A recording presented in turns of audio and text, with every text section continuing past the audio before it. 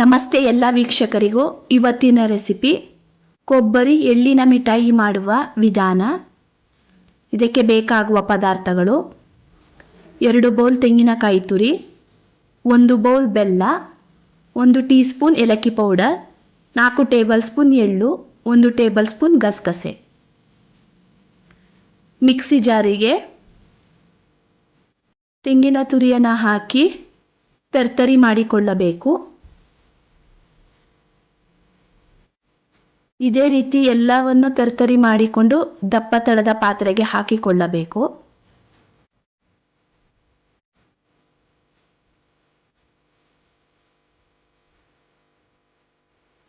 ಗ್ಯಾಸ್ನ ಫ್ಲೇಮನ್ನು ಮೀಡಿಯಂನಲ್ಲಿಟ್ಟುಕೊಂಡು ತೆಂಗಿನಕಾಯಿ ತುರಿಯನ್ನು 10 ನಿಮಿಷದವರೆಗೂ ಇದರ ನೀರಿನಂಶ ಹೋಗುವವರೆಗೂ ಹುರಿದುಕೊಳ್ಳಬೇಕು. ಈ ರೀತಿ ಹುರಿಯುವುದರಿಂದ ಮಿಠಾಯಿ ಬಹಳ ರುಚಿಯಾಗೂ ಇರುತ್ತದೆ, ಹೆಚ್ಚು ದಿನದವರೆಗೂ ಇಡಬಹುದು. ಹುರಿದ ನಂತರ ಪಕ್ಕಕ್ಕಿಟ್ಟು ಒಂದು ಚಿಕ್ಕ ಪಾತ್ರೆಗೆ 1 ಬೌಲ್ ಬೆಲ್ಲವನ್ನು ಹಾಕಿ ಅದಕ್ಕೆ 2 ಟೇಬಲ್ ಸ್ಪೂನ್ ನೀರನ್ನು ಹಾಕಿಕೊಳ್ಳಬೇಕು. ಹೆಚ್ಚು ನೀರನ್ನು ಹಾಕಿದರೆ ಮಿಠಾಯಿ ಗಟ್ಟಿಯಾಗಲು ಬಹಳ ಹೊತ್ತು ತೆಗೆದುಕೊಳ್ಳುತ್ತದೆ. ಆದ್ದರಿಂದ ಸ್ವಲ್ಪನೇ ಹಾಕಿಕೊಂಡು ಒಂದು ಕುದಿ ಬಂದ ನಂತರ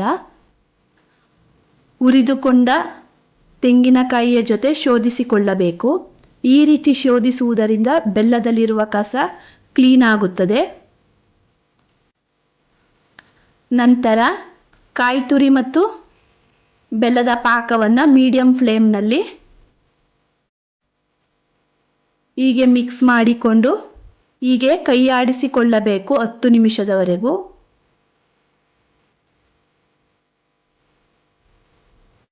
ನಂತರ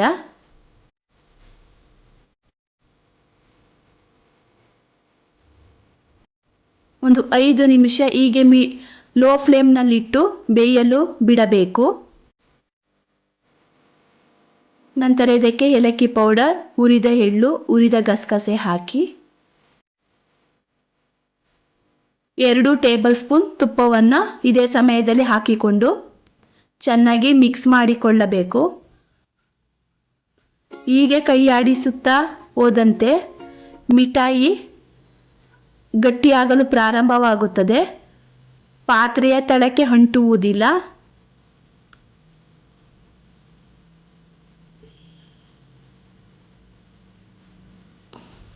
ನಂತರ ಮಿಠಾಯಿಯನ್ನು ಸ್ವಲ್ಪ ತೆಗೆದುಕೊಂಡು ಹೀಗೆ ಬೆರಳಿನಲ್ಲಿ ಪ್ರೆಸ್ ಮಾಡಿದರೆ ಉಂಡೆ ಆಕಾರಕ್ಕೆ ಬಂದ ನಂತರ ಗ್ಯಾಸ್ ಫ್ಲೇಮನ್ನು ಆಫ್ ಮಾಡಿ ತುಪ್ಪ ಹಚ್ಚಿಕೊಂಡ ಪ್ಲೇಟ್ಗೆ ಎಲ್ಲವನ್ನು ಹಾಕಿಕೊಳ್ಳಬೇಕು.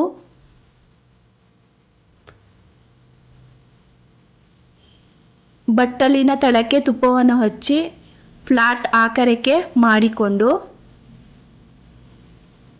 ನಮಗೆ ಯಾವ ಆಕಾರಕ್ಕೆ ಬೇಕೋ ಆ ಆಕಾರಕ್ಕೆ 20 ನಿಮಿಷ ಆರಿದ ನಂತರ ಕಟ್ ಮಾಡಿಕೊಳ್ಳಬೇಕು.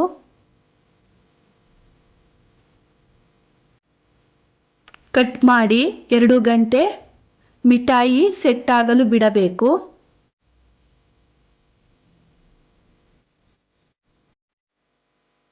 ಎರಡು ಗಂಟೆ ಆದ ನಂತರ ಒಂದು ಪ್ಲೇಟ್ಗೆ ಹಾಕಿಕೊಂಡರೆ ರುಚಿಯಾದ ಕೊಬ್ಬರಿ ಎಳ್ಳಿನ ಮಿಠಾಯಿ ರೆಡಿಯಾಗುವುದು. ಈ ರೆಸಿಪಿ ನಿಮಗೆ ಇಷ್ಟವಾದಲ್ಲಿ ಲೈಕ್ ಮಾಡಿ, ಶೇರ್ ಮಾಡಿ.